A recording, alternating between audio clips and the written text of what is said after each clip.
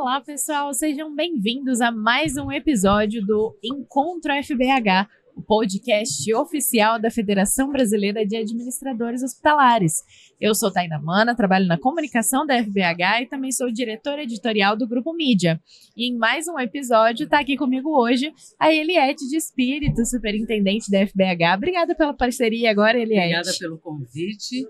Sérgio, seja bem-vindo. Muito obrigado. Estamos aqui com um prazer enorme em receber você e com o suporte da Tainá. Imagina, que isso.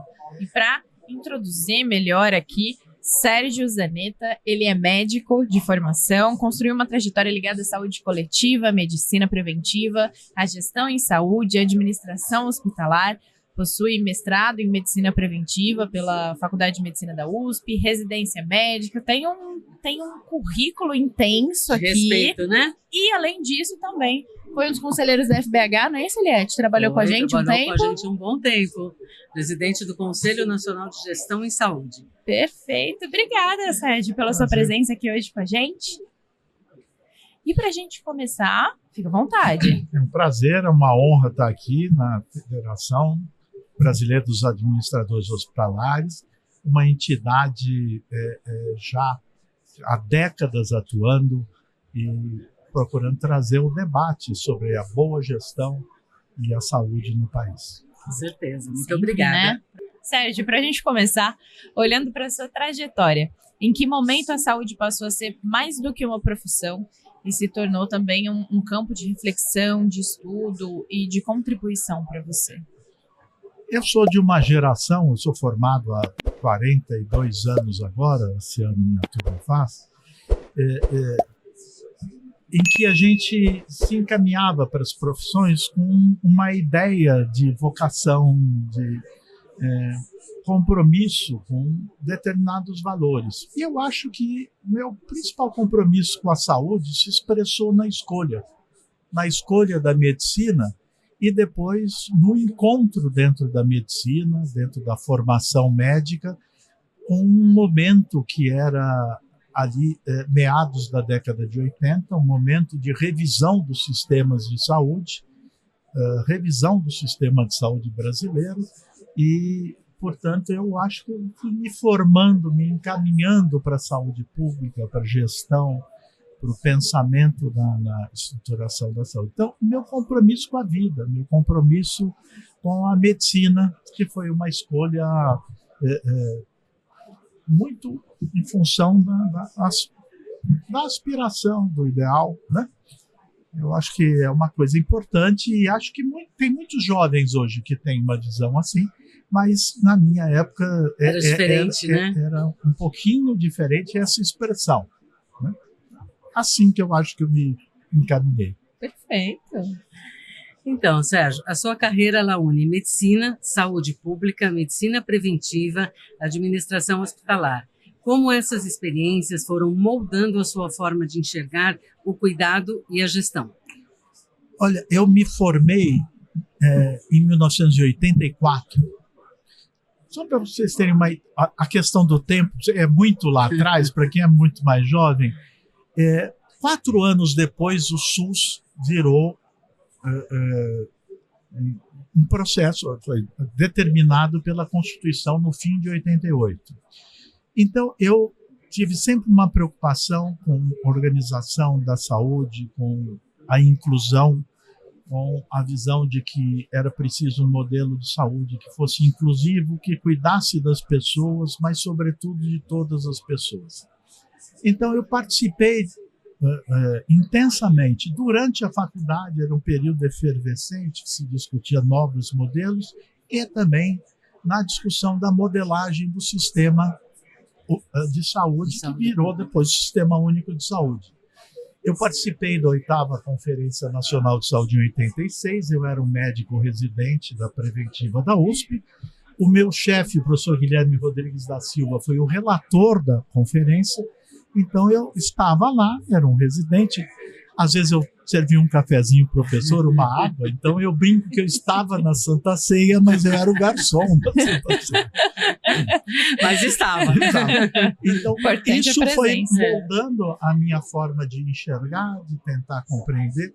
Participei de processos de formação.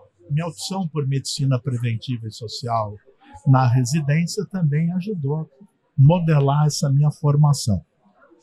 E de lá para cá, só que eu achava, já naquele momento, que compreender o sistema de saúde, a chamada saúde pública, era pouco para pensar o futuro. Porque era necessário que a gente compreendesse o que, para quem fazia saúde pública, não era muito óbvio. Compreendesse a gestão dos hospitais. Os hospitais a gente precisava entender dos hospitais para que, num novo sistema de saúde, isso pudesse ser integrado. Então, era uma opção na época, muito estranha, que ou você fazia uma coisa ou fazia outra. Então, eu me tornei cedo um híbrido entre a saúde pública e a gestão hospitalar. E isso desenvolveu em mim uma visão muito aguda do meu processo de trabalho, também do público e do privado, da compreensão e da modelagem dessas relações.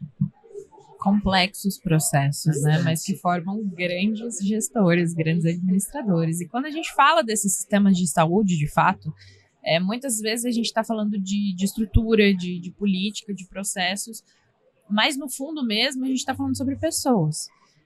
Como que você consegue manter esse olhar humano diante de tantos desafios dentro da gestão? Essa é uma questão, eu acho que as instituições, as pessoas precisam focar no seu propósito. E o propósito está ligado às pessoas, está ligado aos seres humanos. Nenhuma instituição, na minha visão, sobrevive, nem no mercado, por mais variado que ele seja, sem propósito. E eu acho que esse é o foco fundamental. Se você tem propósito, você consegue compreender que, às vezes, uma etapa que parece muito distante das pessoas tem uma finalidade, tem um direcionamento para a qualidade de vida, para o conforto, para a longevidade com qualidade, para que a gente possa significar alguma coisa de esperança e de futuro estando na saúde. Eu acho que é isso. Eu sempre também acho que as pessoas que estão próximas da gente têm que ser apostas que a gente faz. Você deve, por onde passar, tentar semear e criar condições para que as pessoas cresçam junto com você.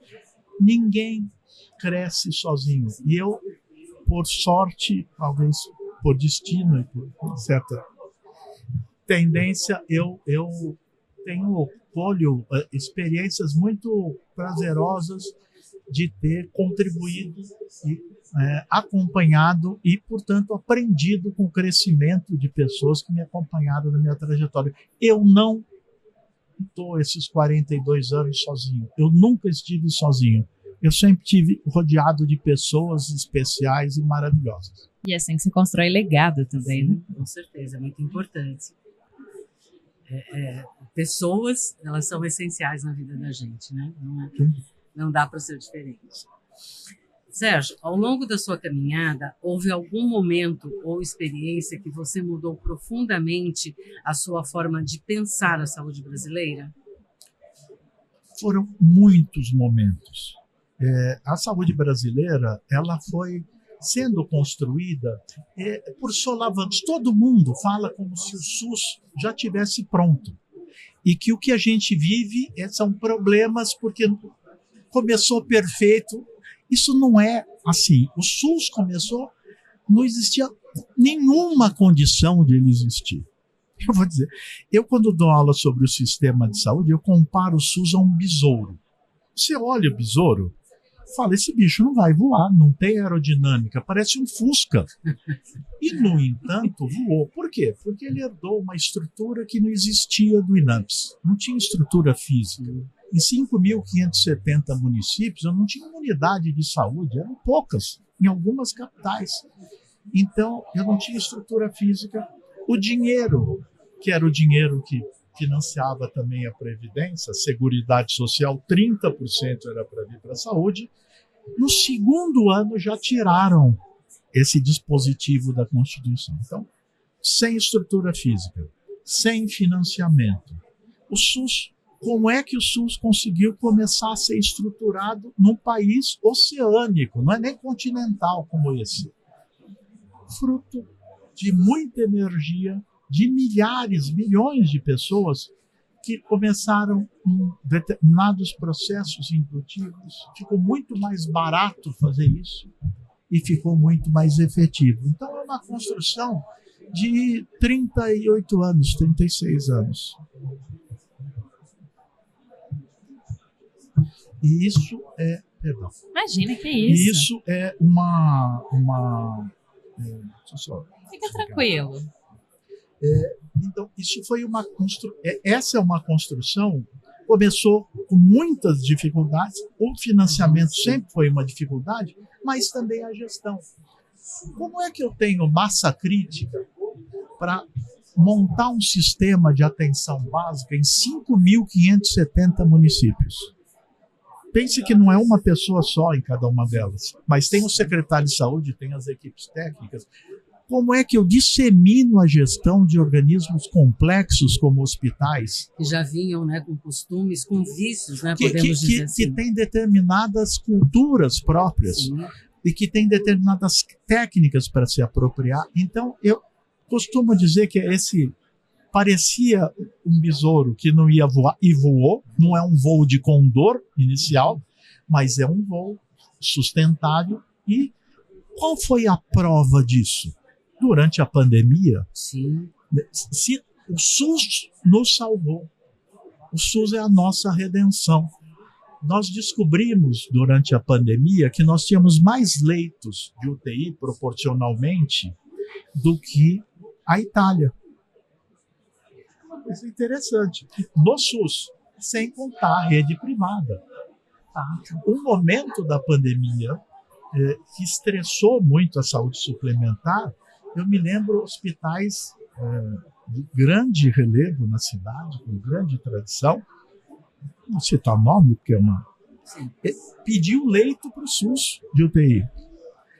Essa compreensão de que existe uma integração é uma questão importante. Então, acho que foram essas várias mudanças, foram vários momentos, um momento de consolidação do SUS, um momento de estabelecimento do seu financiamento, que é sempre um problema, mas, sobretudo, a pandemia.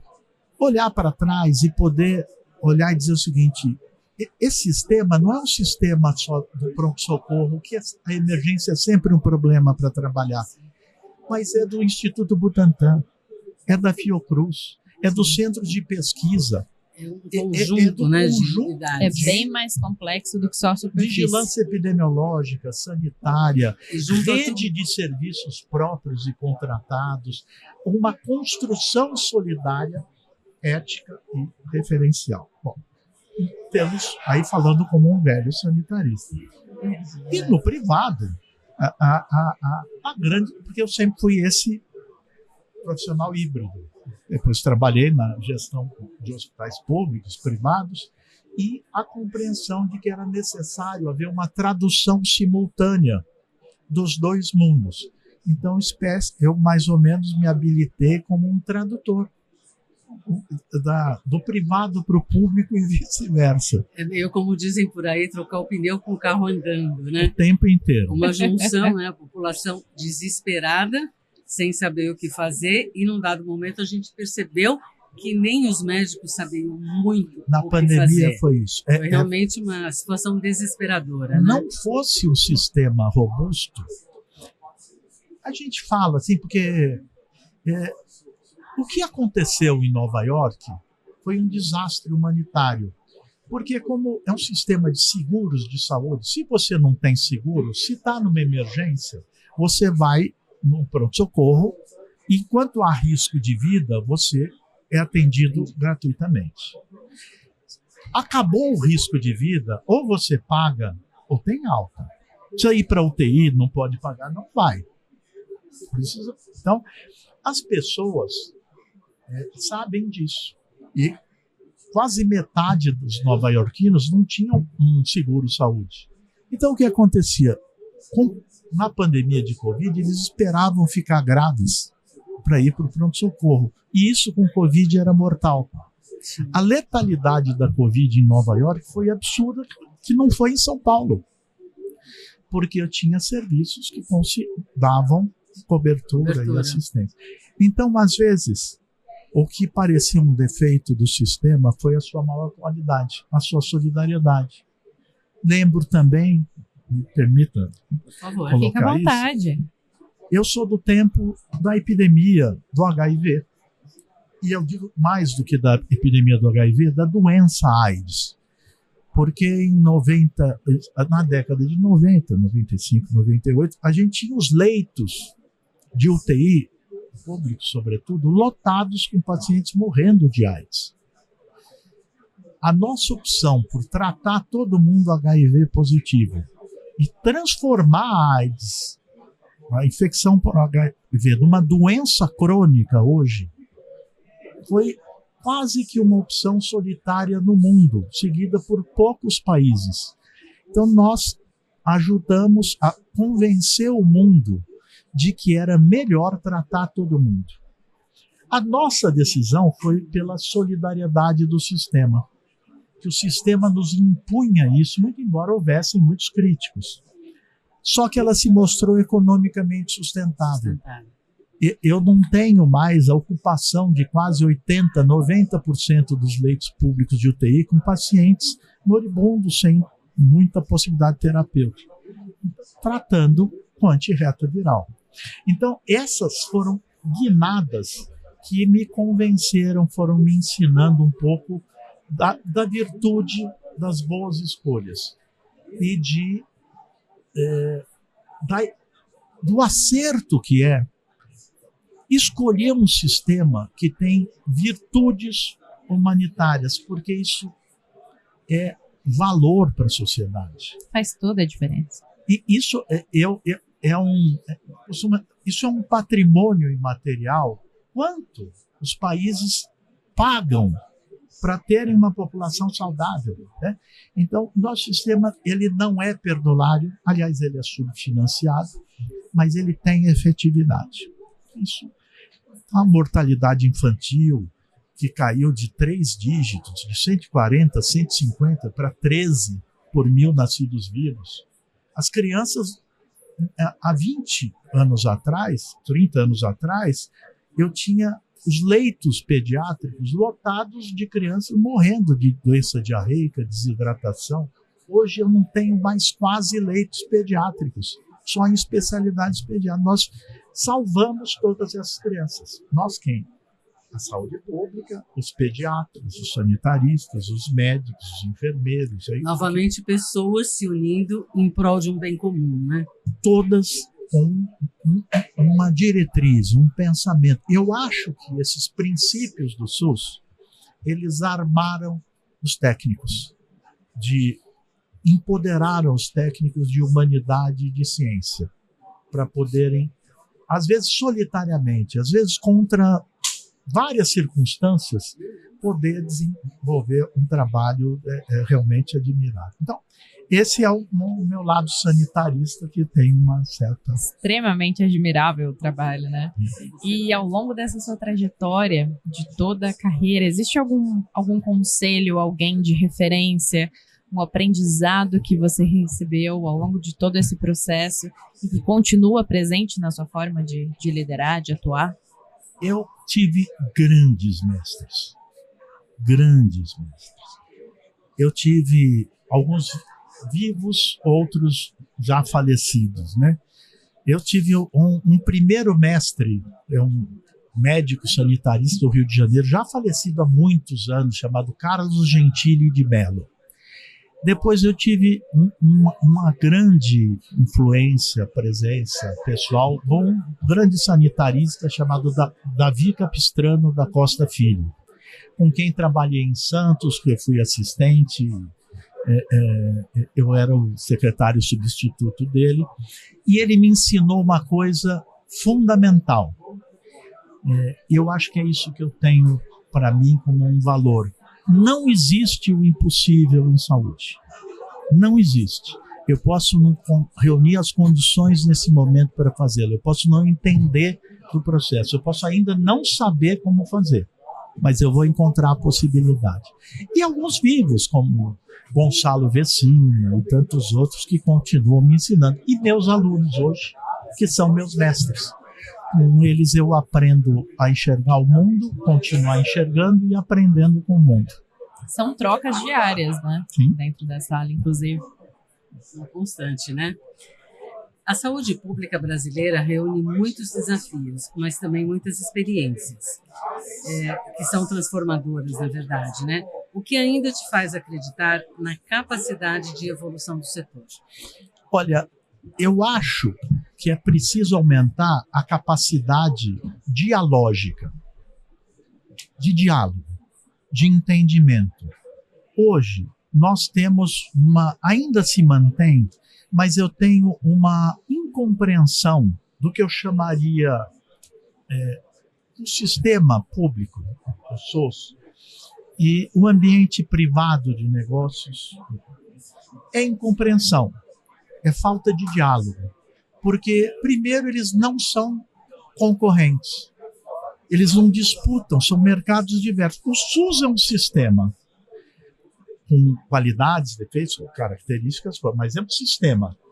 Ele tem todas as características de um sistema, ele funciona com os inputs necessários e cria os processos sistêmicos de controle e de ativação. A saúde suplementar não é um sistema, é um ambiente de negócios. Ele não funciona como um sistema entre si. Então não dá para comparar a saúde suplementar com o SUS como se ambos fossem sistemas. São coisas muito diferentes. Quando você pega a estrutura de financiamento no país, você vai ver que o que financia o SUS é um dinheiro que está aplicado num determinado objeto e o da saúde suplementar aplicado em outro objeto. Então, a primeira compreensão necessária é entender esses dois mundos e as possibilidades de cooperação, porque nós ainda precisamos integrar. Perdão. Os custos são muito elevados na saúde. As tecnologias não são substitutivas. Eu incorporo tecnologias e não as torno obsoletas. Elas não são substituídas, portanto, eu incorporo progressivamente. Portanto, os custos acompanham esses processos e nós precisamos aumentar racionalizações. Racionalização significa conversar, dialogar e encontrar o ponto comum de interesse. Discussões que não sejam objetivas, que não sejam, não tenham esse princípio da cooperação e do entendimento, elas não são boas, elas são boas apenas para quem, digamos assim, quer fazer o negócio pelo negócio. Dá para ganhar dinheiro na saúde, dá para ganhar dinheiro todos são profissionais, mas eu volto à questão do propósito. Deixa de ser assertivo, né? É preciso manter propósito. E daí saber o seguinte, eu não estou competindo uma coisa com a outra. Eu acho que um bom exemplo, talvez melhore isso, é a relação que hoje o ministro da Saúde, dinâmico, tem estabelecido entre o público e o privado. Ora, tem uma lei de ressarcimento para o SUS da saúde suplementar. Vamos transformar isso numa solução mais sistêmica. Vamos integrar um pouco as ofertas do privado através do que ele tem de virtude, de oferta especializada. Então, eu acho que nós, muito ainda lentamente, estamos caminhando para isso. Mas o futuro é dialógico. Não há futuro sem diálogo. Ninguém será bom sozinho. Essa ideia de que os sistemas ou as pessoas são suficientes, não são. Nós precisamos continuamente aprendendo. E as tecnologias podem nos ajudar a fazer isso. E a mensagem, talvez o conselho que eu deixo, é para quem trabalha com saúde. Não sei se um conselho. Eu costumo falar isso com os meus alunos de medicina. Se você pratica uma medicina que é basicamente um algoritmo de decisão, a máquina faz melhor e mais rápido isso que você, com menos erro. O médico não será nunca substituído, mas não o médico aplicador de um algoritmo. O médico que faz medicina com empatia, com compaixão e com cuidado com as pessoas. Então, a tecnologia nos permite liberar a nossa humanidade para que ela possa ser mais intensa. Então, eu não temo a tecnologia, ela é aliada da humanidade.